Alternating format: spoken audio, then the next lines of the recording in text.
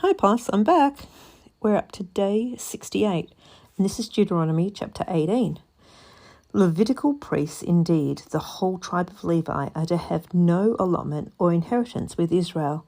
They shall live on the food offerings presented to the Lord, for that is their inheritance. They shall have no inheritance among their fellow Israelites. The Lord is their inheritance, as he promised them. This is the share due to the priests from the people who sacrifice a bull or a sheep, the shoulder, the internal organs, and the meat from the head. You are to give them the first fruits of your grain, new wine, and olive oil, and the first wool from the shearing of your sheep. For the Lord your God has chosen them and their descendants out of all the tribes to stand and minister in the Lord's name always. If a Levite moves from one of your towns anywhere in Israel where he is living and comes in all earnestness to the place the Lord will choose, he may minister in the name of the Lord like all his fellow Levites who serve there in the presence of the Lord.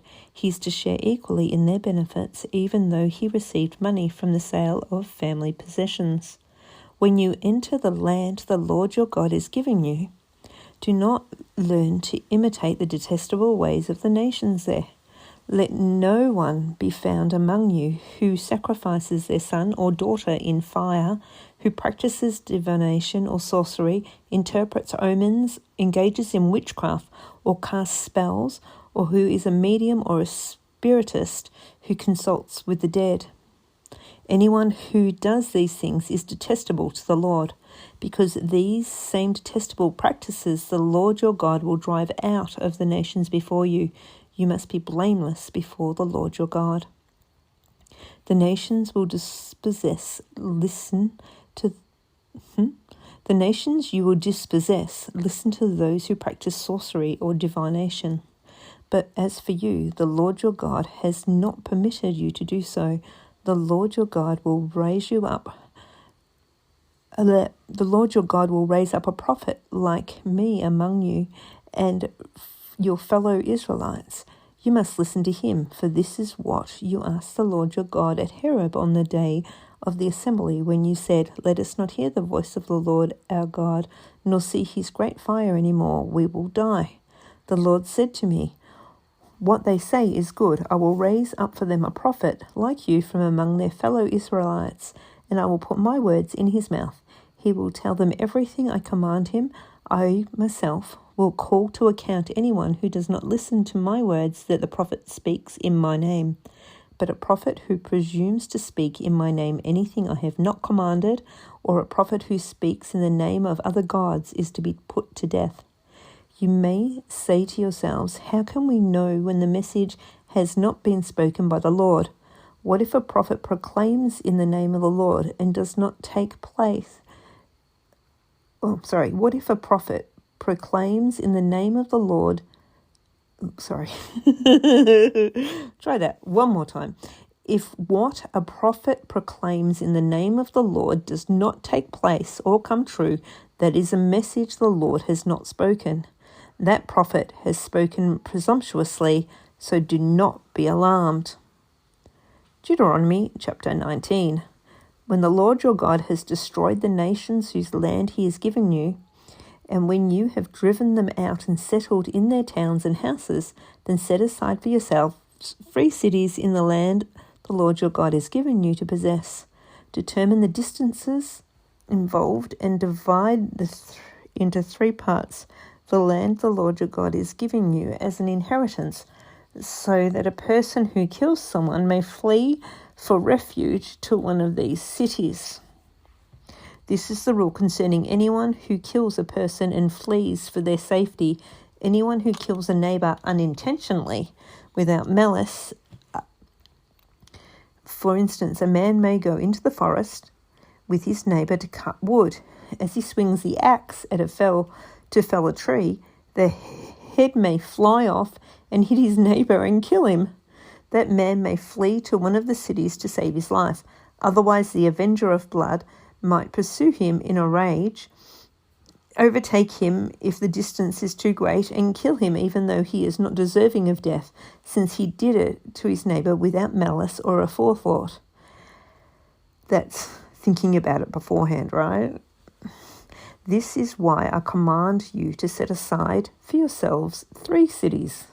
If the Lord your God enlarges your territory as he promised on oath to your ancestors and gives you the whole land he promised, because you carefully follow all these laws, I command you today to love the Lord your God and to walk always in obedience with him, then you are to set aside 3 more cities. Do this so innocent blood will not be shed in your land, which the Lord your God is giving you as an inheritance, so that you will not be guilty of bloodshed. But if out of hate someone lies in wait, rhymes, assaults and kills a neighbour, and then flees to one of these cities, the killer shall be sent for by the town elders, be brought back to the city, and be handed over to the avenger of blood to die. Show no pity. You must purge from Israel the guilt of the shedding innocent blood, so that it may go well with you. Do not move your neighbour's boundary stone set up by your predecessors in the inheritance you receive in the land of the Lord that the Lord is giving you to possess. 1 witness is not enough to convict anyone accused of any crime or offence they may have committed. A matter must be established by a testimony of 2 or 3 witnesses. If a malicious witness takes a stand to accuse someone of a crime, the 2 people involved in the dispute must stand in the presence of the Lord before the priest and the judge who are in office at the time. The judges must make a thorough investigation, and if the witness proves to be a liar, giving false testimony against the fellow Israelite, then do to the false witness as that witness intended to do to the other party. You must purge the evil from among you. The rest of the people will hear of this and be afraid, and never again such an evil thing be done among you. Show no pity. For life, eye for eye, tooth for tooth, hand for hand, foot for foot. Deuteronomy chapter 20.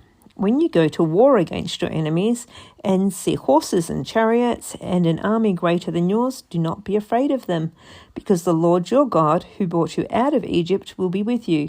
When you are about to go into battle, the priest shall come forward and address the army. He shall say, "Hear, Israel, today you are going into battle against your enemies. Do not be faint-hearted or be afraid. Do not panic or be terrified by them. For the Lord your God is one who goes with you to fight for you against your enemies to give you victory." The officers shall say to the army, "Has anyone built a new house and not yet begun to live in it? Let him go home, or he may die in battle and someone else may begin to live in it. Has anyone planted a vineyard and not begun to enjoy it? Let him go home, or he may die in battle and someone else will enjoy it. Has anyone become pledged to a woman and not married her? Let him go home, and he may die in battle and someone else marry her." Then the officers shall add, "Is anyone afraid or faint-hearted? Let him go home, so his fellow soldiers will not become disheartened too." When the officers have finished speaking to the army, they shall appoint commanders over it. When you march up to attack a city, make its people an offer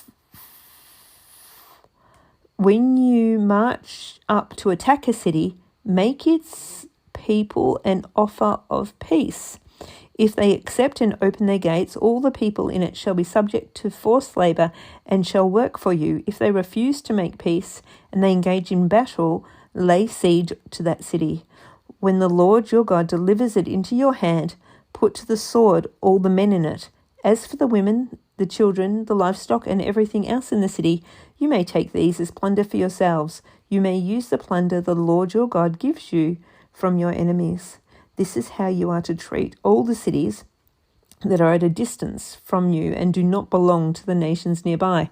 However, in the cities of the nations the Lord your God is giving you as an inheritance, do not leave alive anything that breathes. Completely destroy them: the Hittites, Amorites, Canaanites, Perizzites, Hivites, Jebusites, as the Lord your God has commanded you. Otherwise, they will teach you to follow all the detestable things they do in worshipping their gods, and you will sin against the Lord your God. And when you lay siege to a city for a long time, fighting against it to capture it, do not destroy its trees by putting an axe to them, because you can eat their fruit. Do not cut them down. Are the trees people that you should besiege them? However, you may cut down trees that you know are not fruit trees and use them to build siege works until the city at war with you falls. Okay, so that's it for, what day are we up to? Day 68. And I'll see, or you'll hear from me tomorrow for day 69. See you later, Poss.